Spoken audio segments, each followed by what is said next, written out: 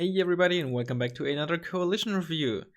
This time around we're gonna take a look at Commonwealth. I know, or I think that I said last time I'd be doing a Red 4 coalition, I think maybe Baltic Front, but I actually played a good amount of Commonwealth recently with some slight adjustments and not really a lot of other decks, mainly because those are really the only games I played. In any case, those videos I did record beforehand, but yeah, before we get into it, but without commentary, so there will just be some random music that I was listening to in the background. I will upload them unlisted, so either check my Discord for the, let me just show you this really quick, in case you're, I don't really, there's not going on too much in the Discord, but I have this sorted out channel where I every now and then I just upload gameplay that I have recorded, but with like random, that for one reason or another, I'm not gonna show or upload as a scheduled video that I would normally do, just in case you just want to watch the gameplay, or don't care what I have to say, or whatever it is, or whatever the reason you may be. So maybe you're gonna be interested in those games. And I just today uploaded these two matches that I played versus Mr. Ghost yesterday, and they showcase pretty well some issues with Commonwealth. Although on top of that, I have to say I also just didn't play very well, but I think it can still give, especially the second game, give a decent insight. I will also link at least those two games in the description as well. In the following days, I will also upload a couple more videos where I play with that Commonwealth deck, where I also win. Spoiler alert. But let's actually get into this now. So, Commonwealth in general, just a very clumsy and awkward deck. I said it many times before. I think out of all the coalitions, it's the most awkward and clumsy ones, which doesn't mean it's bad. Not at all. It is, especially even more so in team games. It's a very strong deck. I wouldn't put it on the same level as the coalition, DLC coalitions, but it's still quite formidable. But I think if you ask a lot of stronger players like Mr. Ghosty or Balanced, yeah, balance is trash, blah blah. It's a meme, I know, but for real now, I think a lot of those players will say, "Well, Commonwealth is good, but I just don't like playing it," because it is so inconvenient many times, and slow to react, etc., etc. Commonwealth is, especially in 1 versus 1, does best if you meet your opponent with your main push. You meet your opponent's main push with your own main push, which sounds like in general you probably kind of want to do that, or ideally you want to have just slightly more than your opponent when it comes to the points in the engagement. But Commonwealth, if you run into an open flank of your opponent with your main push, and your opponent's main push therefore runs in your open flank, usually you're worse off if you're playing Commonwealth, because Commonwealth, basically every other coalition has a much easier time to shift units to the other flank if needed, or to have a rather self-sufficient and kind of cheap defense line that you can build up. So the Commonwealth needs a lot of different units most of the time to interact with each other in order to push effectively. And you will see that, especially in the second game of those unlisted videos on Highway, that I had massive issues, that even though the push kind of worked, Mr. Ghosty's push on the other side of the map was a much bigger issue for me, and he had an easier time coming back than I had on my side, even though I even had a spawn on that side to help me. But let's actually get into the units now. So, logistics. Nothing too noteworthy. Generally, if you want infantry CV, you want it in the Lynx H7, because it's always nice to have one of those available. Chieftain is a pretty good command deck, albeit pretty slow. Alternatively, you could use the Leopard one if you want the faster but slightly less armored. This is better for 1 versus 1s, I'd say, whereas the Chieftain is probably preferred in team games. The Warrior wouldn't be too bad if it had 2 top armor and 2 rear armor, I suppose. Other than that, The Grizzly is okay if you want if you don't want cheap. I think the Grizzly is the best to go for, because it's also amphibious compared to the Saxon CV. But other than that, the tracked CVs that aren't the Chief nor the Leopards are really not useful at all. Infantry, you have a lot of good things here. Assault Pioneers, Blowpipes. You can basically forget about them. Canadian Airborne are alright, but there's no reason to take Canadian Airborne when you have Commandos 90 for the same price in a better wheeled transport as well, and alternatively in a drag transport. But it has only 1 armor, so in my opinion they're best used in the ASLEF. So why are Commandos 90 that great? Well, if you compare them to Canadian Airborne 90, have the same MG, which is the best MG you can get, a significantly better primary weapon, and the Cargusav M2, which is good for 20 points. Even just a Minimi and a Cargusav M2 usually means for 20 points that's very good infantry. But on top of that, you have basically the best primary weapon for shock. And the higher your training goes of your infantry, the more important becomes your primary weapon. That's why SMGs are so great, or can be so good on elite squads, but are pretty trash on regular or really any other infantry that isn't elite. But the primary weapon is literally just an assault rifle with, is it SMG rate of fire, or is it a slightly lower? Yes, it's literally an assault rifle with the main benefit of an SMG, which is the rate of fire. So that's why they're so ridiculously good, these Commandos 90. So you definitely want at the very least 1 card, most of the time even 2, but 1 card for sure. They're just so good. Like, probably, if we ignore the rest of the deck and maybe even the transport, probably the best shock infantry, or yeah, the best shock infantry in the game, without a doubt, I'd say. But of course, I wouldn't say expensive, but they're too expensive to be spammed and also used as meat shields, so kind of be careful with that. But let's go back. Canadian Airborne 90, they're not bad at all. They're 25 points, they have an assault rifle, they have a Minimi, which is good, and they have good enough transport, and the Cargusav M3 with a good range and good enough AP. I wouldn't say that they're bad, or that they have no place, but it's just, I think it's easier to fit them in NORAD, but I think in Commonwealth it's kind of hard to fit them in. Base Canadian rifle, they're not bad per se, but they're just very average, but they don't have any good transport that put them above average and in a takeable position. I tried using them in the 5-pointer because Commonwealth has no access to 5-point transports with more than 1 armor other than the Stormer, and that is only accessible to Royal Marines. So when it comes to spam infantry, Commonwealth has quite some issues. So Canadian Rifles 85, they're pretty okay, but if you use them, you want to use them with the TH-495. For all intents and purposes, that is basically the same unit combination as Sojourning Suit and KAFV. However, you get 1 more front armor, which is good versus autocannons, and medium optics, which can be pretty nice.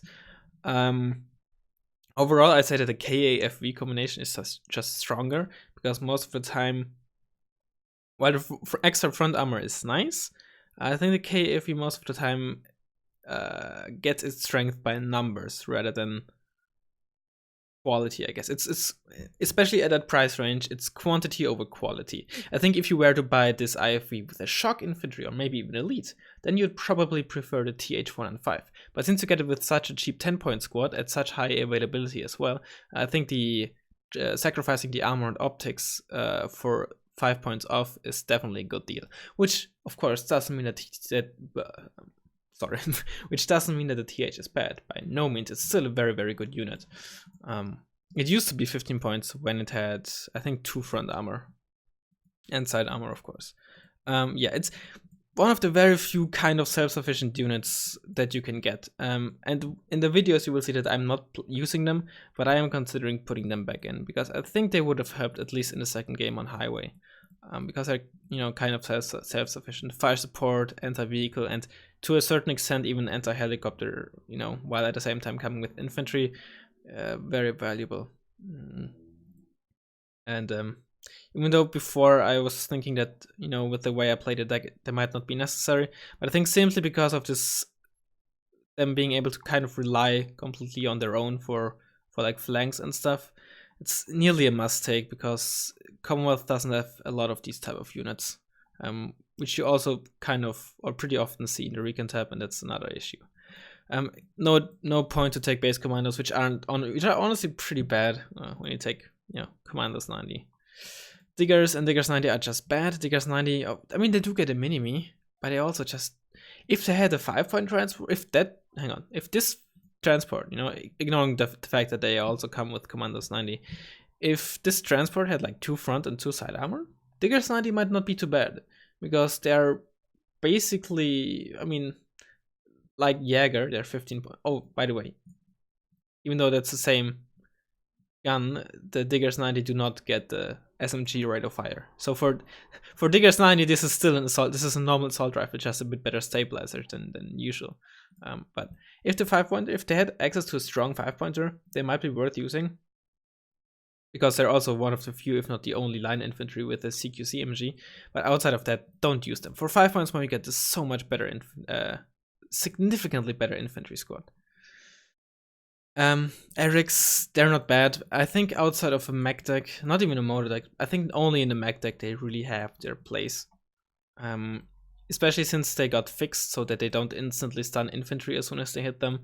They're okay, fine, you know, but just hard to fit in because very niche. And yeah, base Fusiliers only really, I guess, if you want to spam Lynx H7s, but in that case you might also just take the Milan one. I guess if you want warrior spam, it's not really effective, but it should be noted that the Razzmann has a higher rate of fire than the base Bushmaster, which isn't great, but it's a better well, DPS wise, standing still, it's a better autocannon than the Bushmaster one. Still, warriors aren't particularly great. They do have, the Warrior 90 does have quite high front armor, so in a way you could argue that it's a bit like the Martyr 2. Basically with that high front armor, being able to kill pretty much every other IFV there is, but at the same time less range, lower rate of fire. I think the rate of fire might actually be higher, but also significantly less AP, less range. You know, especially if you're already fitting in Commandos 90 and a TH495, I think a third kind of expensive infantry squad is hard to fit in. In a mech deck, I think in a mech deck you'd probably just straight up go for the Warrior Milan, in which case you get medium optics and for 5 points, and of course the Milan F2, which isn't that great on vehicles due to the range, but at 6 front armor, there's a good possibility that if a tank just drives into you, you're gonna survive the shot, and then the Milan 2 will hopefully hit. Fusilier 90s, the only reason to get them is if you want a cheap Law 80. Other than that, they're not particularly good, but if you want a cheap Law 80, it's a pretty good choice. I'd use them in the Saxon or the FV432, because again, you're mainly buying them for the Law 80, since their IFVs and such aren't really that great. So you might as well take them cheap. Gurkhas are trash. Gurkhas 90, they're not trash, but they're not really that great either. I think the main reason for them is just to have a durable Law 80 squad. With durable, I mean that I have the fact that I have 15 HP. SMGs again on shock infantry aren't that great. But yeah, I think it's also just kind of hard to fit in, given the other choices and kind of must-have units that you have with Commonwealth. I wouldn't suggest using them, but again, I suppose they're like worse choices. Also, I just realized that they don't have access to the Lynx H7. I mean, I suppose it's because they're 15 men, but I didn't realize that. I was sure they had access. Wow. Well, that makes them even worse. Highlanders, no. They are literally, except for the speed, oh no, not even for the speed. They're literally worse Canadian Airborne. I think they might have higher availability, and I guess they have 3 more shots on a Carl Gustav, but no. Highlanders 90, however, very, very good. You might say, but Razzmann, they're literally Legion 90 for the same price, but significantly worse. And yes, they are. But it doesn't mean they're bad. In all honesty, Legion 90 are just simply overpowered. Overpowered might be a stretch, but I think they are overpowered. But what I'm saying is Legion 90 should probably just straight up be 30 points, because the Eric is such a strong anti-tank weaponry, combined with the fact that they get the best MG and also a good transport with the VAP. You know, Legion 90 should probably just be 30 points, and if they were, then I think maybe people wouldn't quote unquote look down on Highlanders 90 so much. But again, Highlanders 90 are just very good because the Eric is just so good. And when they are in a defensive position, which is where they are the best, the mid-me also helps them be, you know, good enough versus infantry. You know, even though they're aligned, they at least have the best MG available, so they are not that horrible. But for their price, their anti-infantry capabilities, they're not that great. It's really the best manpad available you have. It's not the worst, because at least it has 5 HE at good enough range. Again, outside of a mech deck, not that great, but manpads in general, they're always kind of nice to have when you have the good ones. So in a mech deck, go for it. Other than that, probably not. I guess you can also take the British ones, which are objectively better, I guess, if you ignore the transports. No, base Milan spam isn't that weak, honestly. But I think if you can't fit in both Milan 1 and Milan 2, I'd suggest using Milan 2 instead. If you want cheap Lynx Age 7 and cheese your opponents with Lynx Age 7 spam or heal rush them, you know, that's one way to do it. Yeah. No. These are the ones that I would suggest using over Gurkha's 90 if you want to. Excuse me. If you want a law 80 squad that isn't the Fusilier 90s, a very, very solid shock squads. They have mini-me, assault rifle, law 80. They have only 6 shots compared to 12.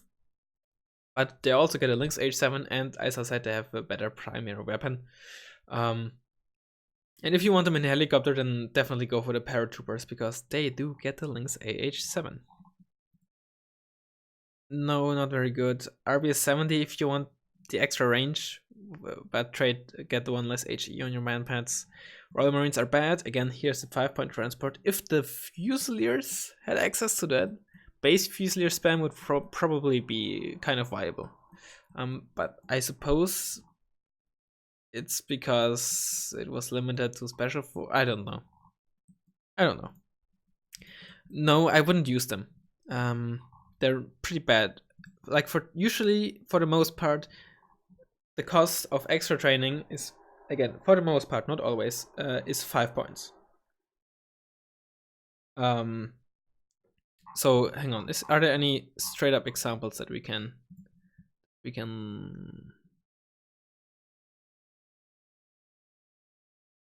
maybe not. If we can, again, if the weapons are the same, then for the most part the extra training is 5 points. But here you pay 10 points for the extra training, and honestly it's not worth it, because weapons aren't like the primary. Again, primary weapons gain a much more significant boost when the training is increased, and this is just a basic assault rifle. So for 35 points, you know, if you look at it that way, you could also get a Fallschirmjäger 90 which have the Space Crowd magic gun and arguably better anti-tank weapon, but they're also just so much better versus infantry due to their primary weapon. And the Royal Marines 90, they're just like, they are okay, but you know, for the most part you're just better off using paratroopers 90. Territorials, if you want reservist spam, works okay, even though it's only 1 armor and doesn't even have a good MG, and the territorials themselves aren't that great, but it's just straight up numbers of units that you want. Again, it works well, especially with M41A1s behind. Or the CEV, AVRE. SASR, they have an SMG, but they have a pretty bad MG, so like for 10, that's just like for 10 HP, 35 points, you get merely the Carl Gustav M3, an SMG which is alright, and just a very basic MG, and that's just horrible. On to SAS. I wish they were in the Recon tab. If they were in the Recon tab, that would fit Commonwealth so well, because in my opinion, in 1 versus 1 deck, they are very hard to fit into the Infantry tab. Many people, I think, basically are like, oh, SAS, I have to use them. Like, don't get me wrong, they are good, but they aren't really that great. For one, they only come in helicopters, which makes them awkward to use in mid to the late game, depending on the map and the deck your opponent plays, and depending on what situation you're in. That also makes them, that makes them already pretty niche, simply because of that. That means it's one infantry card that is just bad for grinding and all-around purposes. That's one niche infantry card already, on top of what most likely an ATGM squad. So that's 2 niche infantry units already.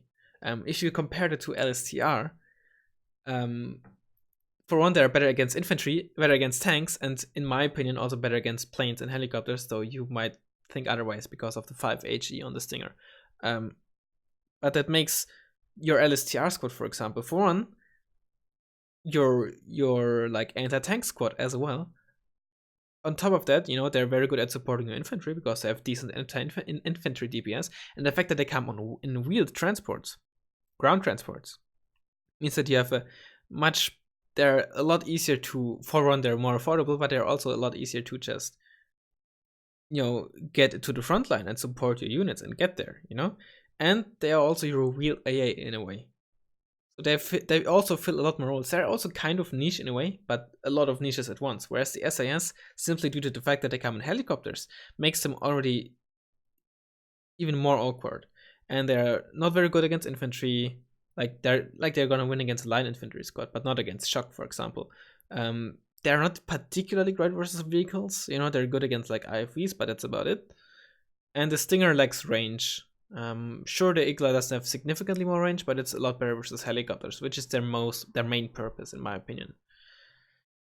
So yeah, like if you can fit them in, for whatever reason, in team games it's easier to fit in, but in 1 versus 1 deck, they're not a bad unit by any means, but they're just hard to fit in my opinion. If they had access to if they were to come in a Saxon, I'd probably fit them in. Other than that, no. God, it's already 22 minutes. Okay, let's speed this up. Support is pretty simple. Wolverine, a lot of people hate it. I think it's a good unit, and I stand by it. You just gotta take a look at the fucking price tag. It's dirt cheap. Of course it's not. Of course, out of 3 missiles, it has a burst length of 3. After 3 missiles, after shooting 3 missiles, it has to reload for 12 seconds. Of course, it happens sometimes that all the 2 or maybe even all 3 of those missiles just miss against an M8 MTV and it dies. Yeah, but it's fucking 35 points. You can easily afford 2 of those for nearly the price of a single Crotal and cover a lot more, a much wider area. So, give that thing a fucking break. It's a good unit. It's like in openers, like the main weakness is that, in fact, in openers it's just, if it's unlike a Crotal or something along those lines, it's not gonna really stop helicopters in openers because it doesn't have a much higher range than helicopter rocket pods. So if they drive towards each other, by the time the first missile actually hit the Mi-8 MTV, for example, that thing already started shooting the rocket pod. So it might hit the first shot and then it's gonna get stunned and after that killed, if it's even gonna hit the first shot. Sure, bad luck, but you just gotta use it a bit. And I rage quit before that. I think I even uploaded that one because of basically that scenario. But it's think about the fact that it's fucking 35 points with 12 missiles. It's very self-sufficient. Just gotta put it in a bush and use it a bit more defensively and not aggressively. And it's a good unit. It's a marksman. It's pretty alright. Main issue with it is just the fact that it's slow as fuck. Very good motor, 3HE and a shitload of ammo. If you compare to basically any other 3HE motor for the same price, it gets 20 extra rounds, which is nice. I'm not a fan of the Bison because for 5 points more, it is faster, and which can help with the lower range compared to high caliber motors, but you also get so few so fewer rounds. Is that how you say it? Yeah. Yeah, I prefer the FV. These are garbage. Ace 9 is good. I wouldn't use it in a 1 versus 1. I think in 1 versus 1 the main tube RD that is usable is the beacon. Ace 90, in my opinion, while it has a good burst and it's good for like sniping individual units, I think it takes too long in a 1 versus 1 to get its costs out. But maybe it's not. Maybe like using one on veteran, using the 3-round burst, which is efficient in terms of supply usage, may just actually be a good way to go. I don't know. Maybe I should experiment with that actually. The Falcon, the main issue with the Falcon is just simply that it runs out of ammo very, very fast. Other than that, it would be an okay unit, but it just runs out so quickly. Like, you gain extra armor and most importantly extra off-road speed. Challenger Marksman, the only seat AA unit that can survive a Feibao seat missile, which has 30 AP. No, excuse me. The only AA piece that can survive nearly every seat AA missile except for the Feibao. that's what it was. Also, of course, the high front armor means that it can, in forests and such, so go against infantry pretty well, but it's also pretty expensive. The whole marksman line, it is alright. They're very clunky. Though, in all fairness, that goes for 90% of Commonwealth units. No, M110s, they're just like M110s. I still stand by my point that I don't think they're very good in 1 versus 1, or even in team games, really. I know that Firestarter and many others like to use it. Again, I don't think they're very good. ADATs, well, it's the ADATs. I wouldn't suggest using it in a 1 versus 1 because it's very easy to lose your support units and such, artillery, rocket pod planes, even rocket pod helicopters sometimes. And this is a low armor unit that has to be somewhat close to the front line, so it's very easy to lose that. In team games, go for it, but the same thing kind of applies. Just be very careful with it. 7HE means that it can one-shot 10 HP planes that have 1 armor or less.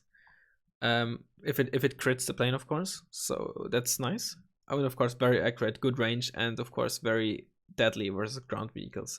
But again, it is usually a magnet for like ATGM planes, rocket pod planes, and the like, and artillery. This is basically the same useless shit. I mean, it's your M270 with cluster. Against Red 4, just in general, not that great, because compared to a Smirch, it has less AP, and on top of that, Red 4 tanks tend to have more top armor. So, does mean it's bad, really.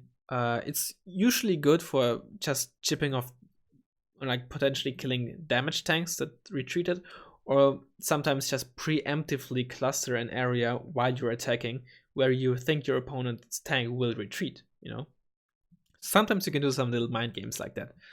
Yeah, it's not particularly great, but also not really bad or useless. Or just sometimes very good to just force your enemy's units, if you know where they are, to just move away and then attack, So stuff like that. Cluster RT is not just Cluster RT is not just, shoot there and hope you kill something. Very, very often you can also just use it to simply force your opponent away. The M270 isn't that great because sometimes people are just like, it's just an M270, it's not going to do too much damage, and the AoE isn't as big as on Smirch. But still. And of course, if your opponent uses like low armor AA or something, you might as well, there's a good chance that you might also just kill something like it. Very good unit. Basically, the more efficient and more forgiving ADATs. Usually not nearly as big as of a plane magnet, and the extra missiles mean that it's a lot more self-sufficient. Sometimes you wish that you could just turn off the fact that it can shoot at ground targets, because very often it will just randomly shoot at ground targets and either reveal itself and then get killed because of that, or it will shoot at a ground target and while it's shooting at the ground target, there's a helicopter or plane coming by that you actually want the Stormer to shoot at, but the Stormer is fucking busy shooting at a fucking 5-point transport and shit like that. So that can be frustrating. But other than that, it's a very, very good unit, and for once not slow as fuck. It's pretty fast, you know. 3 front armor helps it to survive good amount of tank shots at max range, should it come to that, you know. It can be helpful. And in 1 versus 1s, sometimes it is pretty useful to just kill IFVs and the like. But very, very solid unit, but for sure. In a way, a must take. In 1 versus 1, definitely. In team games, you probably only want either, but I'd still suggest using the Stormer. It's just you have a little less range, a little less accuracy, and a little less HE, but it's just so much more self-sufficient and just cheaper, and also comes at a higher availability, if I'm not wrong. Base strike rapier, they're good. Okay, versus helicopters. 5 HP means that even if they crit, they are, I believe, not stunning a helicopter, which is something that you might want to consider or might want to pay attention to. Suppression, you know, that's why specs in general are usually better versus helicopters. 8 missiles, and it never has reload, so that's nice. But it's just slow as fuck. And if you enter like really slow, like not just, you know, Chieftain or Challenger Marksman, so like 50 kmh, you know, 55 kmh for 2800 meter helicopter is, I guess it's acceptable. But with quote unquote only 2800 meter range against helicopters at 35 kmh, it is good. It's good enough defensively.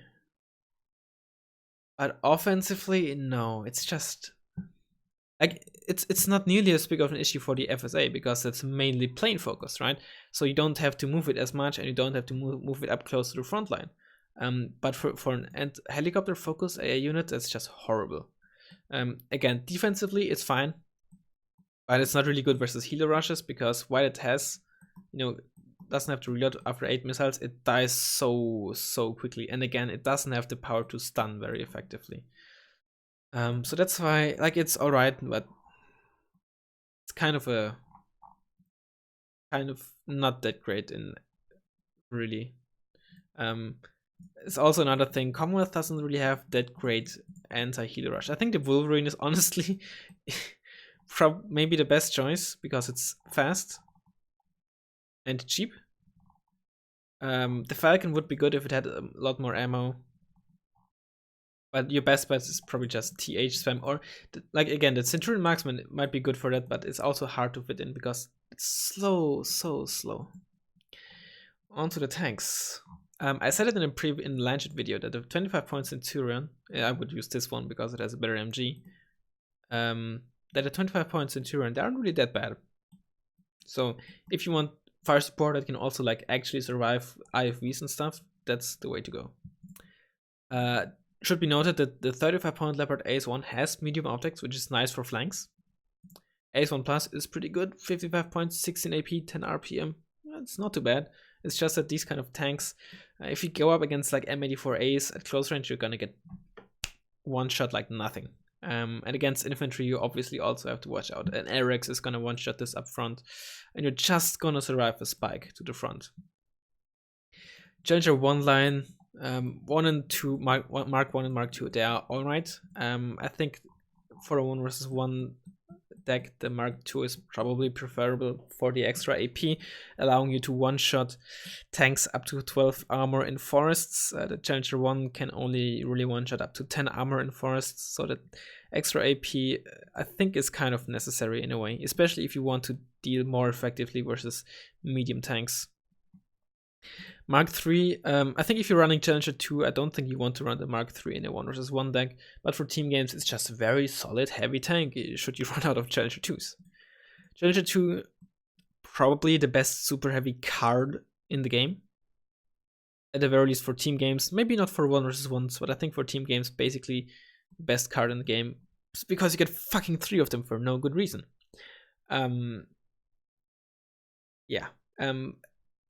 Unique fact about the Challenger 2, it is the only vehicle in game that, assuming it's at full HP and assuming you hit it to the front, cannot be two-shot by any kinetic weapon. What I mean is, if you put an M1A2 in front of the Challenger 2, point blank range, and the M1A2 shoots, and shoots again, The Challenger 2 is still alive. It's the only vehicle in the game where this happens because of 23 front armor. Since kinetic AP doesn't scale beyond 30, that means that a 30 AP gun, which is an M1A2 at point blank range, or also an M84A at point blank range, will only deal 4.5 damage to 23 front armor. So that is nice to know. Other than that, obviously the armor helps in general against, like, especially heat-based weapons like Tau 2s and such, where the extra armor is very useful. It is, I think, the slowest super heavy. Hang on, maybe the mod? No, the Moderna. Moderna is also kind of fast. BU is a bit faster. 2A5 is also faster. Eclair is definitely faster. Q-Maru maybe. I think it's also fast. Yeah, it's the slowest super heavy. Like, let's say that 70 is the average. It's not really that significantly slower. But it can be noticeable sometimes, and especially if you're like going back and forth out of cover. Sometimes if you're a bit bad with the timing or don't watch out for a second and you're a bit too late on the reverse, that sometimes can lead to your Challenger 2 dying to an ATGM plane or something similar. But 60 kmh is still good enough. You know, it's not nearly as bad as like the Challenger 1 Mark III or the Chieftains, who are like slow as fuck. So it is alright. Also has the second highest side armor value. It can survive VDV to the side. Eric's will one-shot it though.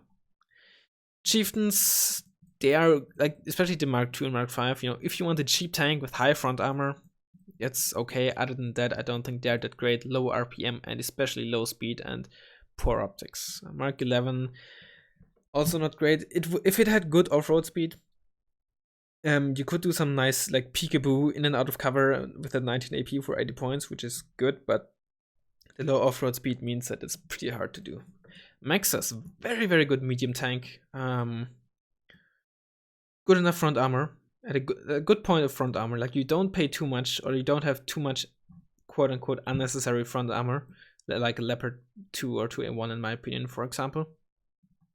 Good enough AP, 10 RPM, medium optics, fast, relatively fast, you know, just very, very good medium tank.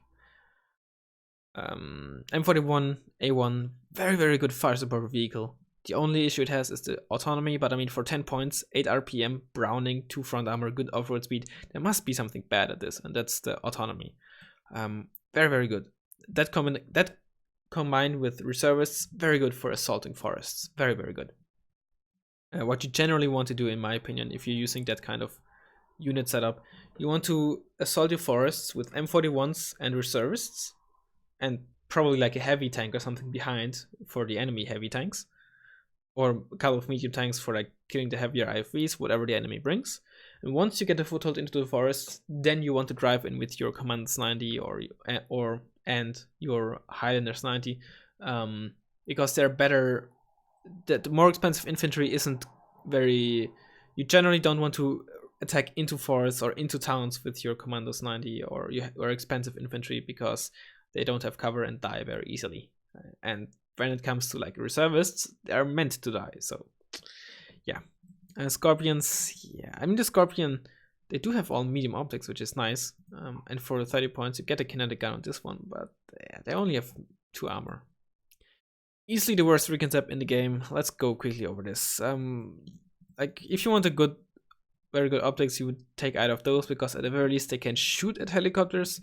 This one, like, it has more HP and it's faster, but yeah. No, it's alright, but Bushmaster has low RPM, so No, this is alright. This is kind of a must-have to have anything cheap that can actually shoot while also have optics and stealth. No. Like, you might say, but you just said a Razzmann has a higher rate of fire than a Bushmaster. And yes, that's correct, but Bushmaster also has a stabilizer, and the Razzmann on these vehicles only have 35% accuracy, whereas a Bushmaster has 50. Okay? Ferret, I've used it, it's not bad, it's just very inconsistent. No. I mean, I get, like, I've seen people use these cheaper exceptional optics helicopters. I guess against certain decks it can work, you know, if you know that they sometimes have difficult times to deal with like helicopters at longer ranges, but in general I think they're not very good. Yes, no, no, yes, no, nah, yeah, no, no, no, yes. Okay, okay. Because no, if you for some reason don't have this in your Recon tab, you might want to put this in your vehicle tab. Other than that, no. SLF25 tattoo is alright. Yeah, it's alright. A very good fire support vehicle. If your opponent has high anti-tank, high AP infantry in the forests or tanks, micro this a bit because it has a very low armor, and in forests it will not one-shot infantry unless it's damaged. So if you have other units around, try to micro this a bit and back and forth. It's only 30 points, but still. If you for some reason can't put in a Challenger 1 in your tank tab, and you have 1 AP left over and you have nothing in your vehicle tab, the Chimera is a good choice to use instead, because very often the vehicle tab uses less AP than the tank tab. So sometimes you can fit in your Chimera, but you can't fit in an additional tank. And if you can do that, then the Chimera is a good option to bridge that heavy tank gap between the Maxas and a Challenger 2. It doesn't have a turret, it doesn't have a stabilizer, and it does have only poor optics. But for the price, it offers excellent AP and excellent armor. Obviously, it's mostly used defensively, but it is certainly not a bad unit. So even though many people say, oh, Chimera is trash, it is not trash, but it does require a good amount of micro and also supporting units. So be aware of that. No. This thing used to have like 20% stabilizer or some shit. That shit was funny as fuck, although back then it was already trash. It is good. It's gonna win against like BRDMs, not necessarily against KT spam. You know, if you're like seeing the KT spam on like an open field or near max range, you know, you can just reverse and shoot them one by one. But that happens rather rarely, and what can easily happen is just that you're gonna kill one of the KTs, and the KTs just keep driving towards you, and then they're just gonna kill you with their autocannons. Which doesn't mean that this is bad, but it is nowhere near as at the level of an AMX 10. Because it's more expensive, has lower RPM, and doesn't have the stealth or optics. Sure, you get stabilizer and AP, and a bit more range, but usually you don't really need that. Those are stats that you pay for, even though you don't really want to pay for them. You know, the role of the Vickers on the AMX-10 is to kill lightly armored and cheap vehicles, and the AMX-10 just does the same job, arguably better with the extra RPM for the same price, for a lower price, while also offering optics and being more survivable due to extra armor and most importantly stealth. So that's why the AMX-10 is just so much better than the Vickers. Again, it's gonna win against like BRDM 3s and PTR-88s and such, but it also is a lot more vulnerable to autocannons in general, however. No.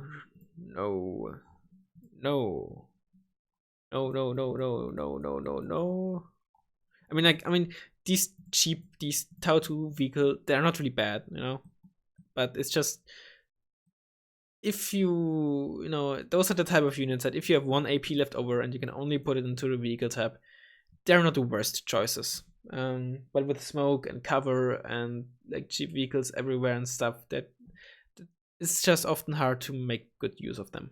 No. Like this wouldn't be. No, never mind. It's just garbage. This also, yeah, like if you want a cheap Tau 2 carrier, you know, you might as well take a Jeep, because it's cheap air. God, I'm sorry. But usually they just die in one hit anyways. Like the 2 front armor often doesn't really make too much of a difference. So you might as well just take a Jeep, which is Jeep air. I'm sorry. God. Yeah. Helicopters. Oh boy. These little things, they are kind of memey. They do a good amount of damage. They can, like 2 of them can fairly reliably kill basically any tank. However, they have only 2100 meter range, and they have only 4 HP, and they are slow, and they're kind of expensive for, you know, how little stuff they have, and they're only anti-vehicle. They have no HE on their rocket pods. You know, let's ignore the fucking miniguns. So, like in theory, they are pretty strong anti-tank helicopters. In practice, they're basically useless because it's very hard to actually get them into range of that without dying first. No.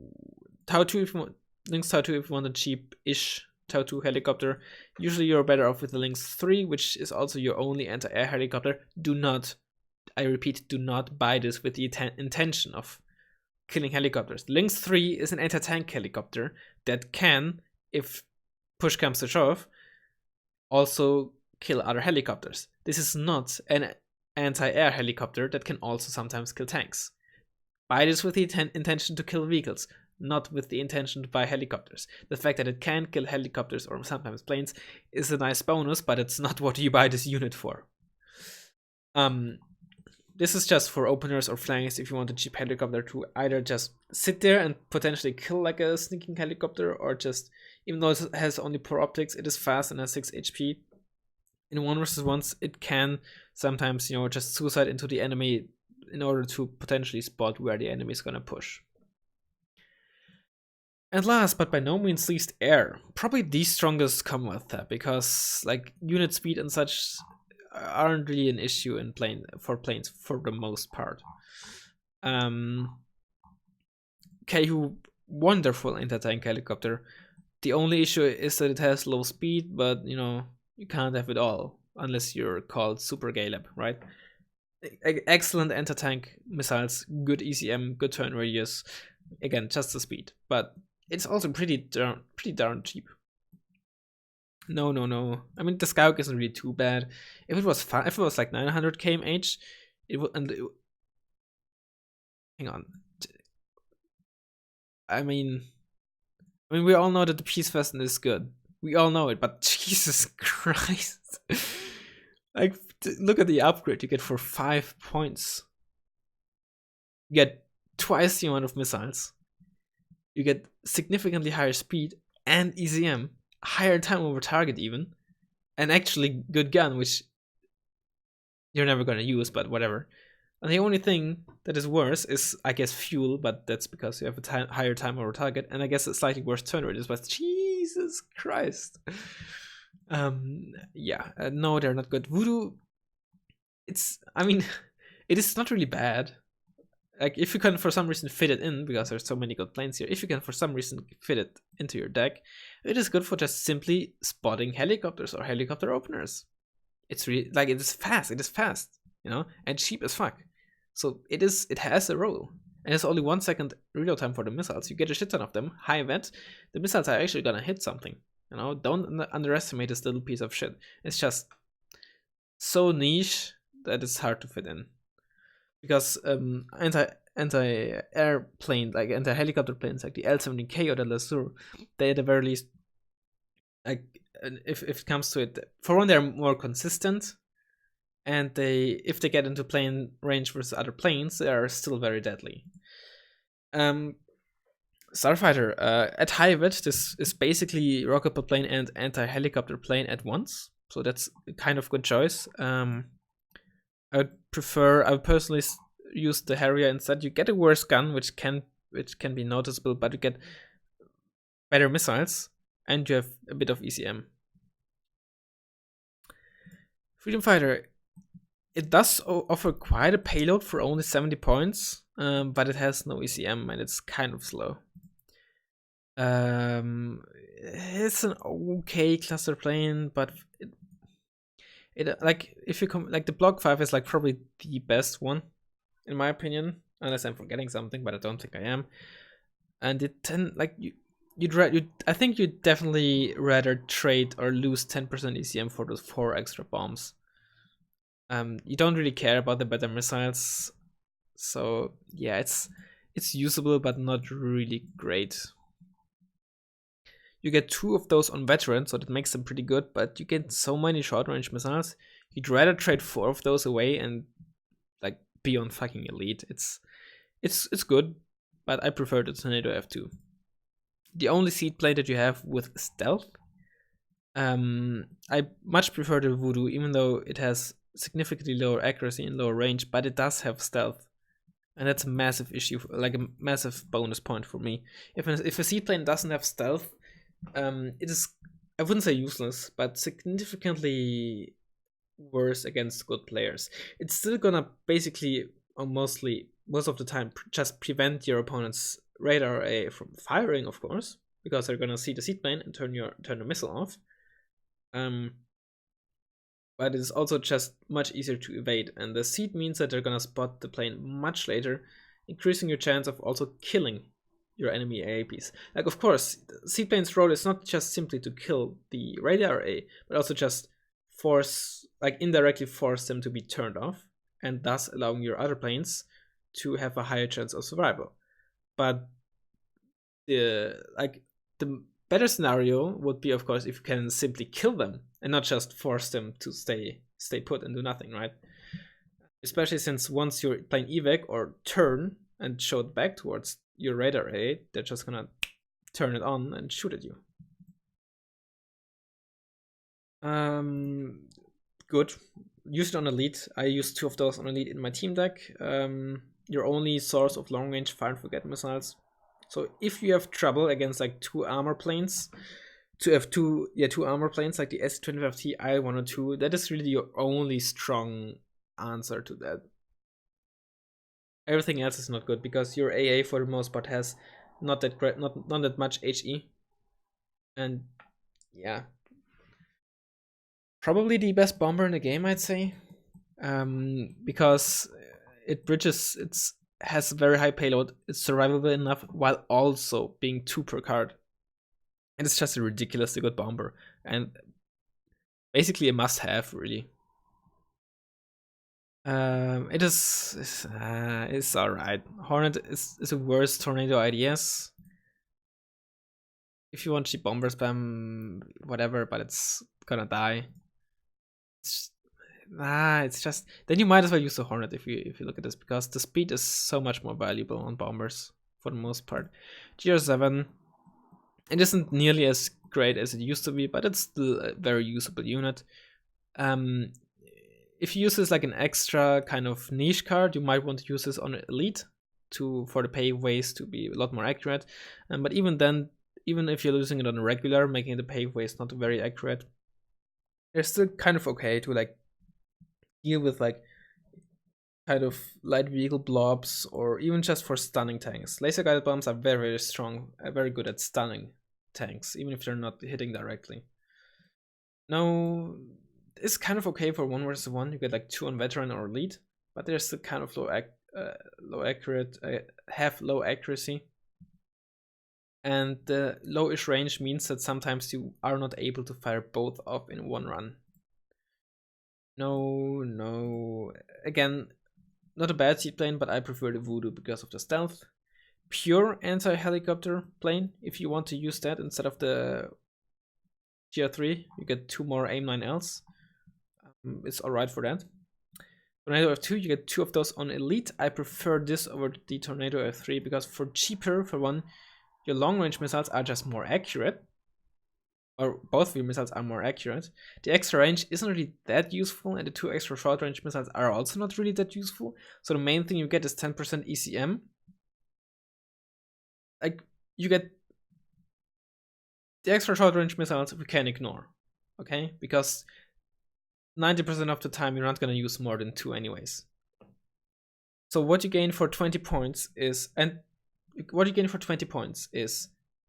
extra ECM, 700 meter more range, and like, I don't know off the top of my head, 5, 6, 7% less accuracy on the missiles. Maybe 6, 7 may be a bit too much, but I think it's got to be like around 5% less accuracy on the missiles, which is massive. So that's why I definitely use the Tornado F2. Or like either the Tornado F2 or the Typhoon, or both. Like if you want 2 ASFs, I'd use. If you want 2 medium to high tier ASFs, I'd use the Typhoon F2 combination. Yeah. And then you have this, which no. So briefly, this is a deck that I played in the videos. Yeah, I have 2 cards of Commandos 90. I should probably replace one of those with TH495. being one of the few self-sufficient like units, I guess.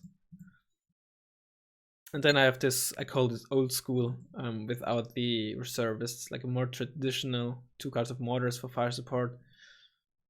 I still have the starfighter in here instead of the Harrier, but yeah, that's Commonwealth. Took a lot longer than I thought it would be, but oh well.